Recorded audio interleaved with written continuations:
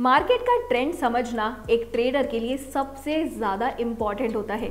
लेकिन क्या आपको पता है, अगर आपने मार्केट का ट्रेंड और सपोर्ट रेजिस्टेंस सही तरीके से समझ लिया तो आप अपनी ट्रेडिंग स्ट्रैटेजी को एक नेक्स्ट लेवल पर ले जा सकते हैं। तो दोस्तों, आज हम बात करेंगे तो बहुत ही इम्पॉर्टेंट कॉन्सेप्ट्स के बारे में।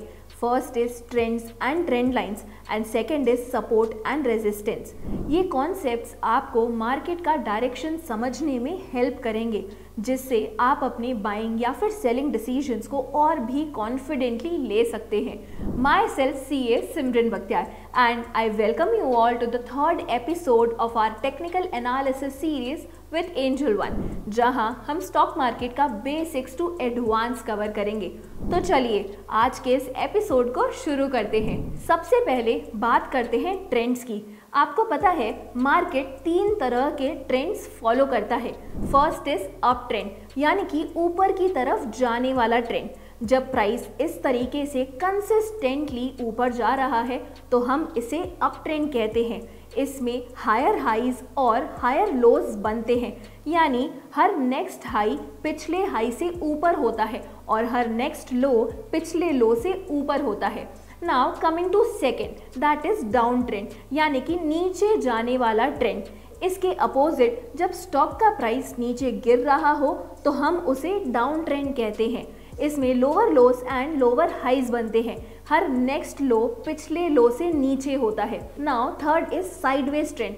कभी कभी मार्केट किसी भी क्लियर डायरेक्शन में मूव नहीं करता है, बस एक रेंज के अंदर इस तरह इधर उधर होता रहता है, तो इसे हम साइडवेज ट्रेंड कहते हैं। अब बात करते हैं ट्रेंड लाइंस की। ट्रेंड लाइंस एक विजुअल रिप्रेजेंटेशन होती है जो प्राइस के मूवमेंट को एक लाइन के थ्रू आपको शो करती है। अगर आप मार्केट के अप ट्रेंड या फिर डाउन ट्रेंड को आइडेंटिफाई करना चाहते हैं तो ट्रेंड लाइन बहुत ही ज़्यादा मददगार हो सकती है। आप सिंपली प्राइस के कॉन्जिक्यूटिव लोज को इस तरीके से कनेक्ट करके एक अप ट्रेंड लाइन ड्रॉ कर सकते हैं और कॉन्जिक्यूटिव हाइज को इस तरीके से कनेक्ट करके एक डाउन ट्रेंड लाइन ड्रॉ कर सकते हैं। ये ट्रेंड लाइंस आपको सिग्नल देती है कि प्राइस कब रिवर्स हो सकता है या फिर ट्रेंड कब ब्रेक हो सकता है। अब बात करते हैं सपोर्ट और रेजिस्टेंस की। सपोर्ट और रेजिस्टेंस स्टॉक मार्केट के प्राइस लेवल्स हैं जो हमें बताते हैं कि प्राइस किस रेंज में मूव कर रहा है। चलिए इसे ना एकदम सिंपल लैंग्वेज में समझने की कोशिश करते हैं। ये 2 की लेवल्स होते हैं जो प्राइस के मूवमेंट को रोक सकते हैं। और फर्स्ट इज सपोर्ट। सपोर्ट एक ऐसा प्राइस लेवल होता है जहां प्राइस गिरते गिरते रुक जाता है और वापस ऊपर बढ़ने लगता है, यानी यहाँ पर डिमांड मतलब कि बायर्स ज़्यादा होते हैं एंड सप्लाई यानी कि सेलर्स कम होते हैं। इसका मतलब जब स्टॉक का प्राइस सपोर्ट लेवल के आसपास आता है तो लोग उसे खरीदना शुरू कर देते हैं, जिससे कि प्राइस वापस ऊपर जाने लगता है। ये वो प्राइस लेवल होता है जहां प्राइस नीचे जाते वक्त रुकता है या फिर वहां से बाउंस बैक करता है। इसका मतलब है कि बायर्स इस लेवल पर एक्टिव हो जाते हैं। Let's see with an example. समझो एक स्टॉक का प्राइस 100 रुपीज तक गिरता है, लेकिन वहां से हर बार बाउंस बैक करके ऊपर आ जाता है, तो ये 100 रुपीज इसका सपोर्ट लेवल है। फॉर इंस्टेंस, अगर एक स्टॉक का प्राइस इस तरीके से बार बार एक लेवल पर आके ऊपर जा रहा है तो वो लेवल आपके लिए सपोर्ट लेवल होगा। Now let's see resistance. Resistance support का अपोजिट होता है। ये एक ऐसा प्राइस लेवल होता है जहां प्राइस बढ़ते बढ़ते रुक जाता है और नीचे गिरने लगता है।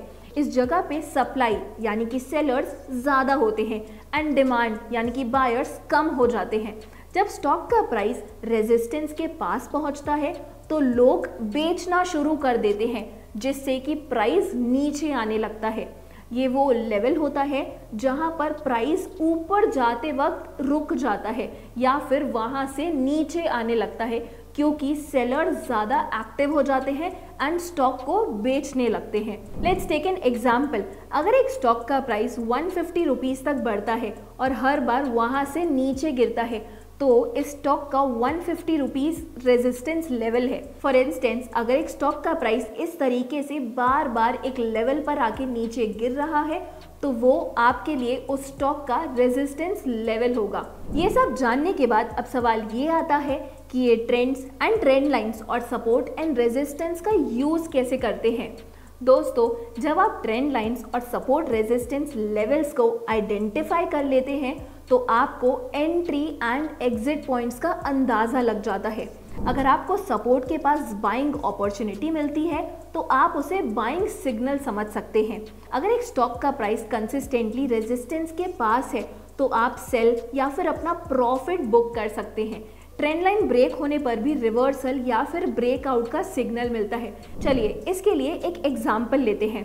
सपोज एक स्टॉक का प्राइस कंटिन्यूसली अप ट्रेंड में है और आपने इस तरीके से एक ट्रेंड लाइन ड्रॉ कर ली है। जब प्राइस ट्रेंड लाइन के नीचे ब्रेक करता है तो ये सिग्नल देता है कि मार्केट अब रिवर्स हो सकता है, यानी आप अपना सेलिंग या फिर स्टॉप लॉस प्लान कर सकते हैं। सेम वे में सपोर्ट के पास आपको बाइंग सिग्नल मिलता है अगर प्राइस बाउंस बैक करता है। तो दोस्तों, ये था हमारा overview trends and trend lines और सपोर्ट एंड रेजिस्टेंस का। इन कॉन्सेप्ट्स को समझने के बाद आप मार्केट के मूव्स को और भी कॉन्फिडेंटली प्रेडिक्ट कर सकते हैं। अगर आपके पास कोई भी सवाल है या फिर कोई भी फीडबैक है तो कमेंट्स में ज़रूर लिखें एंड एंजल वन के इस यूट्यूब चैनल को सब्सक्राइब करके बेल आइकन को प्रेस कर लें। एंड हम मिलेंगे इस टेक्निकल एनालिसिस सीरीज के नेक्स्ट एपिसोड में।